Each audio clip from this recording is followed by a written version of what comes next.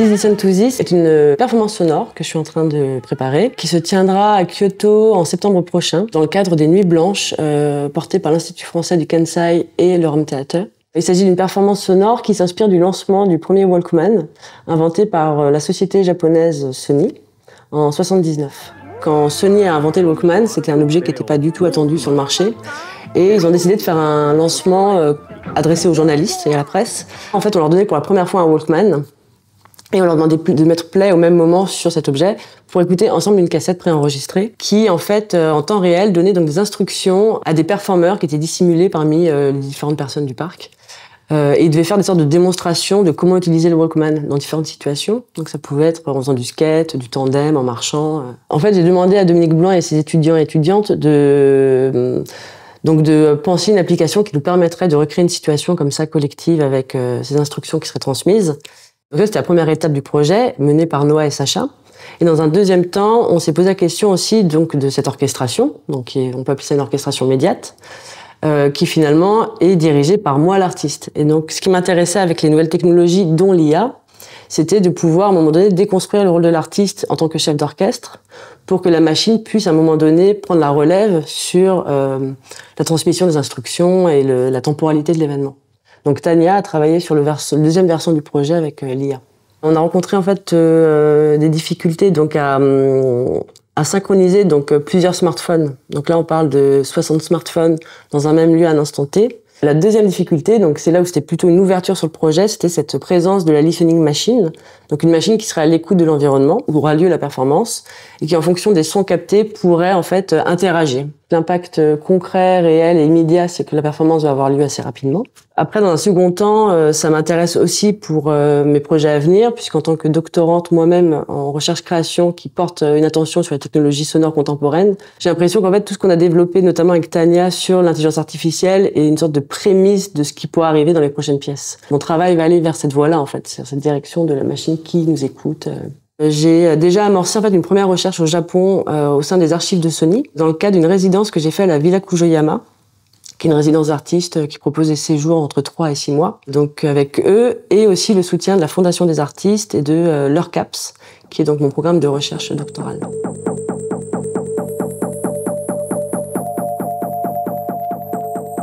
Le projet Please Listen to This, c'est un projet dans le cadre de l'UE Proche 104, un projet en groupe, donc on est 3 sur ce projet-là. Et le but, ça va être de travailler avec une artiste qui s'appelle Lauren Tortil, qui va faire une représentation à Kyoto. Elle aura en fait des performeurs sur scène, elle en aura 10.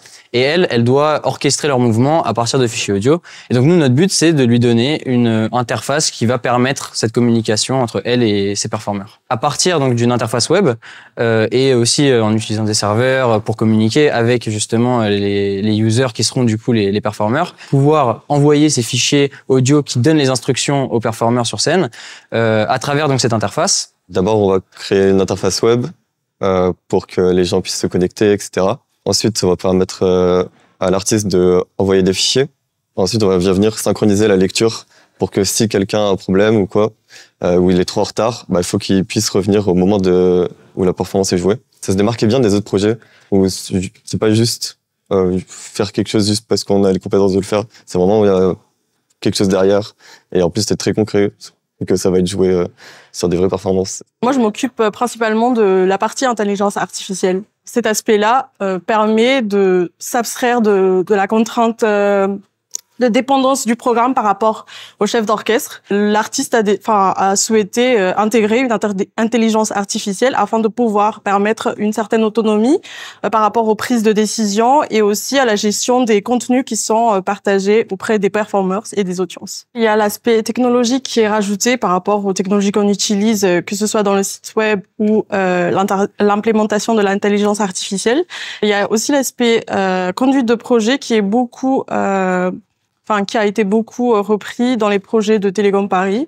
Et ça nous donne une certaine expérience dans le cadre des projets qui se font en entreprise. Et je pense que c'est un tremplin qui nous aide beaucoup dans notre carrière future.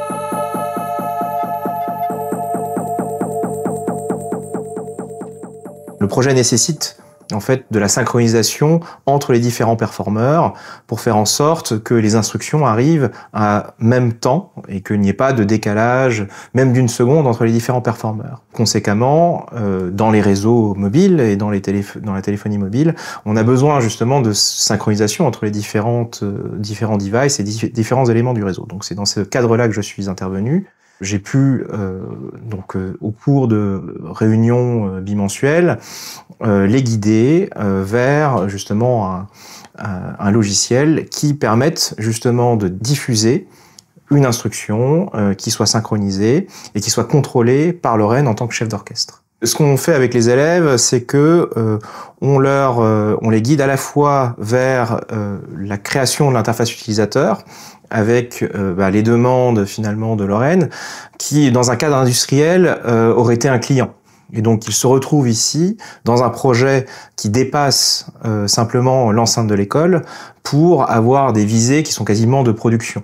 On va avoir 100 performeurs qui vont avoir des devices différents, qui vont être répartis dans un environnement qu'ils ne contrôlent pas.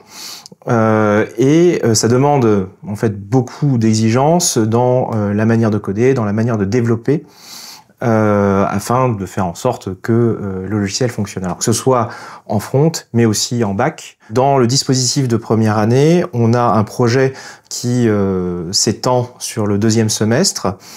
Et pendant ce deuxième semestre, ils doivent produire à la fois du logiciel, ou en tout cas un écrit, et aussi un poster qui présente justement l'ensemble du projet qu'ils ont mené. Ce qui est intéressant ici pour eux, c'est que justement, ça a des visées qui sont en dehors de l'école, en dehors finalement d'un cadre purement pédagogique. Et pour des élèves de première année, je pense que c'est quand même quelque chose de particulièrement intéressant et stimulant, en particulier aussi parce que ça a des visées qui sont aussi hautes qu'industrielles et pour le coup artistiques.